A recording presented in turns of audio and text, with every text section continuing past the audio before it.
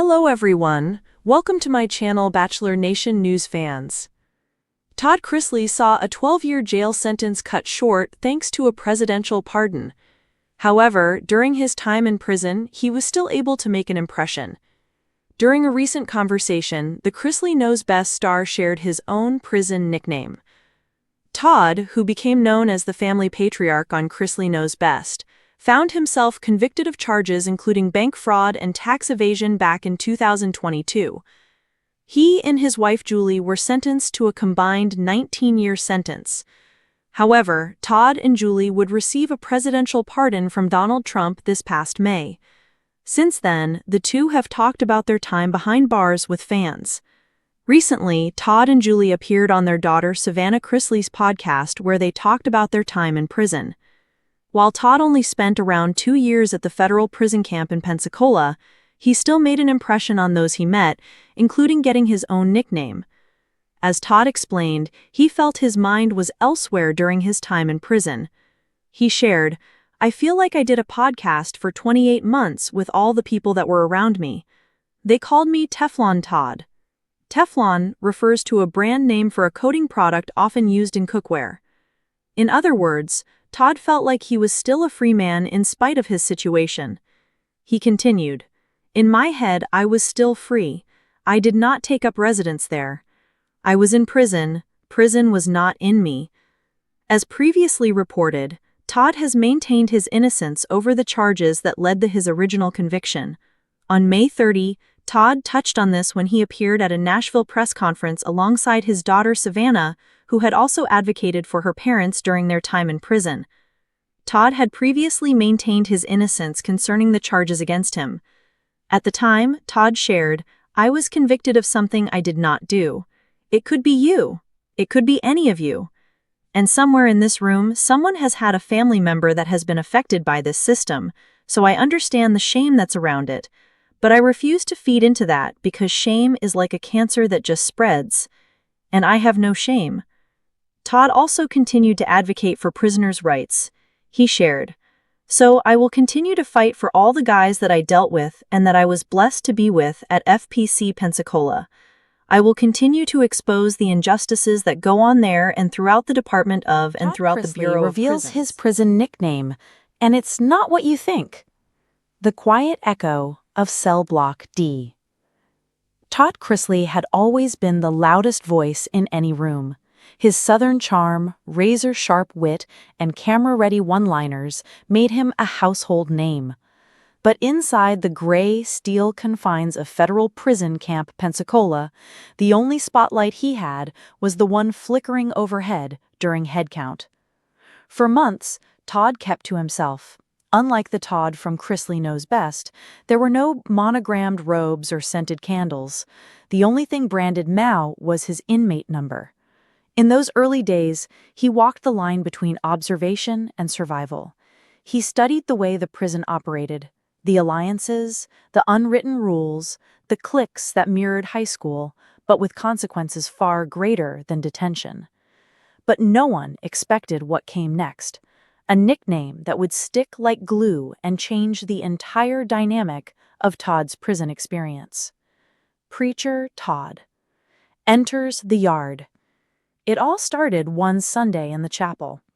Todd had taken to the quietest corner of the prison, the chapel, where he could sit and breathe without the weight of eyes on him. What began as silent prayers turned into open discussions.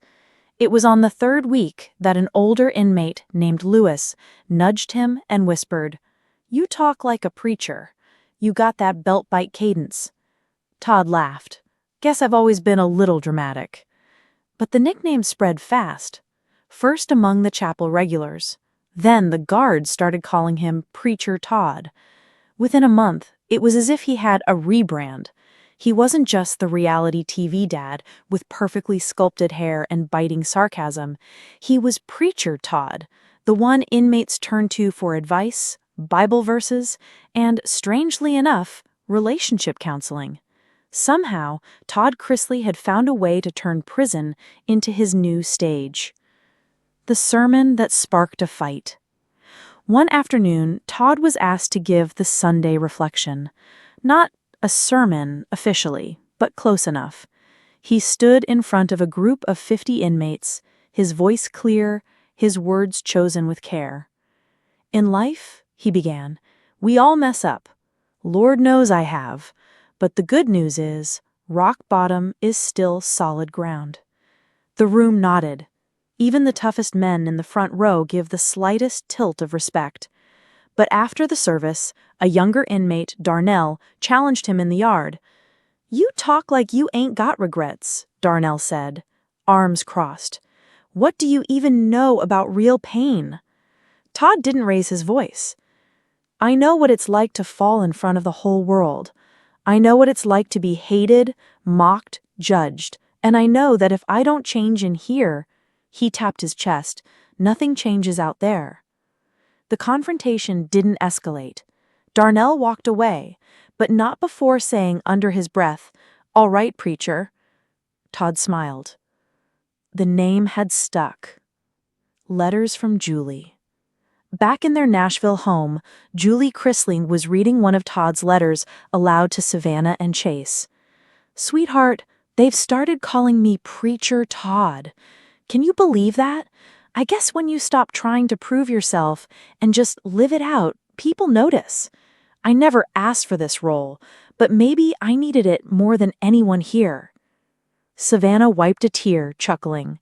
Only Dad could go from reality TV star to prison preacher. Chase looked up. He's really changing, huh? Julie nodded. I think this place is breaking him in all the right ways. The unexpected baptism.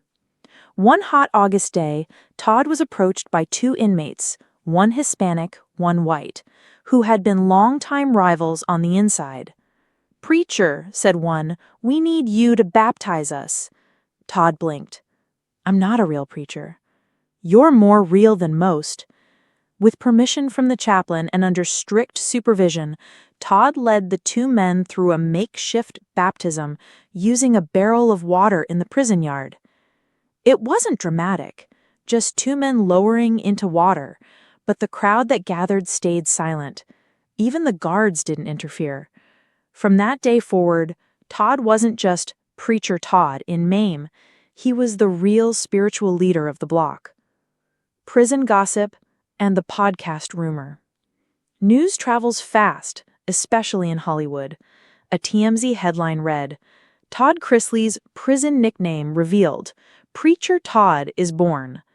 The story exploded. Fans were confused. Was this another PR move? A hoax? Or had Todd truly changed? Julie, now handling press from home, issued a simple statement. If you know Todd, you know that when he commits to something, he commits with his whole heart. Even in a place as dark as prison, he's finding ways to be light. Rumors began swirling about a post-prison podcast titled From Reality to Redemption, The Preacher Todd Diaries. The Secret Confession. One night, a quiet inmate named Mitchell approached Todd after lights out. I watched your show before I came in, he said. I used to laugh at you, thought you were fake, but seeing you now, you're different. Todd looked at him. You're not the first to say that, and you won't be the last. Mitchell hesitated. I did something. Real bad. Real bad. I don't think God can forgive me. Todd put a hand on his shoulder. You don't have to be perfect. You just have to be willing to change. That night, Todd sat awake, realizing that his greatest work had nothing to do with TV ratings or fame. It was helping people who had given up on themselves. The warden's visit. Warden Peters rarely did one-on-ones, but Todd was summoned. Chrisley, Peters said, I've been getting letters from inmates' families about how you've helped them. Todd raised an eyebrow. You're not a saint, the warden added, but you've become something useful. Keep it up. Todd nodded. Yes, sir. And just like that, Todd realized he didn't need validation from cameras anymore. He had found purpose, even here. Prison rumors and Preacher Todd's future. With the possibility of early release for good behavior being whispered in legal circles, speculation ran wild. Would Todd go back to TV? Would he start a church, a nonprofit, or disappear altogether? Julie and Savannah visited him, hugging tight through the glass. "You've changed," Savannah said. "I'm still me," Todd replied. "Just a version that's more than a punchline." Julie smiled. "Whatever's next, it's going to be different." A prison changed, a man reborn. By the time Todd Chrisley left Pensacola, he was no longer just the guy from reality TV. He was the man who settled disputes with Scripture, who led nightly prayer circles, who brought peace to the prison yard. And as he stepped through the gates and into the blinding Florida sun, a guard behind him called out with a smirk, "See you, Preacher Todd." Todd turned, smiled, and tipped an imaginary hat. "The mic is yours, Todd." Months later, Preacher Todd, the Redemption podcast, launched and shot to #1 on Apple Podcasts. Its theme? Grace, growth, and gritty honesty. In his first episode, Todd said, "I went to prison thinking it was the end, but it was the beginning. And yeah, they called me Preacher Todd. I didn't ask for it, but I earned it. And I plan to live up to it every single day." And just like that, Todd Chrisley proved that you can find purpose even in prison stripes.